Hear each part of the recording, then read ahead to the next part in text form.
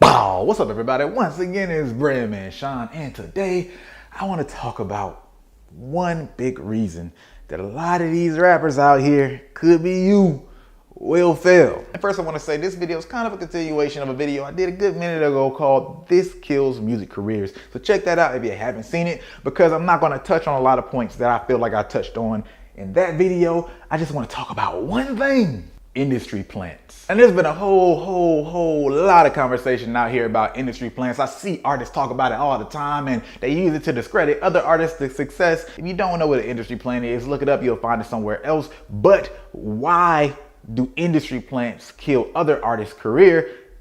Here's my point. I want some of y'all artists to do this experiment. Just go around asking people how they feel about industry plants. And you know what a lot of people will say? They won't say, I don't care about industry plants. A lot of people will say, what's an industry plant? And that's probably mind-boggling for some people, because I know there's probably some artists and just people in general who think everybody knows what an industry plant is. But that's the problem. Not just industry plants itself, because that's just one thing that a lot of people waste their time thinking about, particularly as an artist when it comes to their rise. It's actually a signifier of where you're spending your time. And a lot of artists are worried about these things, these industry plants, and a lot of these conversations going on in forums and places that actually have nothing to do with the demographic that listens to their music. Think of somebody like Bryson Tiller. His brand has nothing to do with the type of authenticity and all this underground stuff that a lot of these people talk in their forums, but he was somewhat questionable to some people. But do you think the girls, the women that really rock with his music, the core of his fan base, cares any about that conversation? Not only do they not care, most of them will not know. And even somebody like Russ that kind of has that crossover, if you look at who he caters to, women in a lot of his music, and even just the other people who like him on a higher scale, now that he's kind of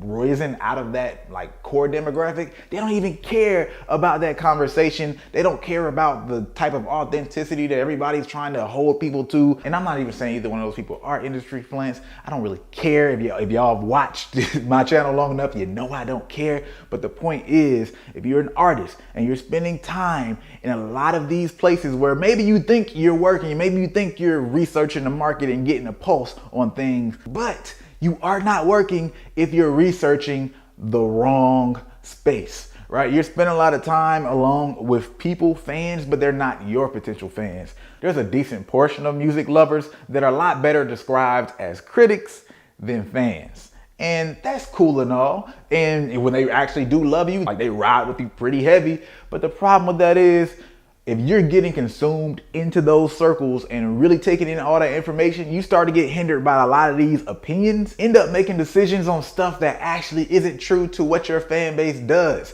We think about shows like Everyday Struggle, or just people who follow DJ Academics, right? Because he's a big part of Everyday Struggle. His fan base is a pretty specific fan base, and it's pretty damn big. But believe it or not, there's people who do not know who DJ Academics is.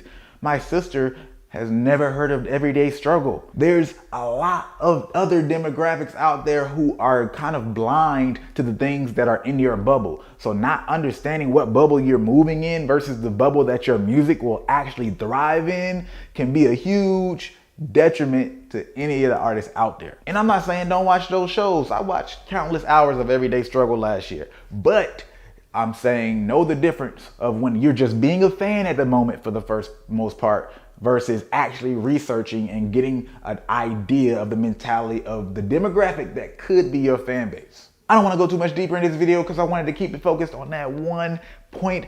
I want to know what you guys think, and have you ever got caught up paying attention to a demographic that really isn't your demographic? Do you think you are marketing to the right demographic at the time? What's your troubles? What's your process? Put it in the comments below. Other than that, if you like this video, go ahead and hit that like button. If you like it, you might as well, share it. And if you're not subscribed, bruh, you know what to do. Hit that subscribe button.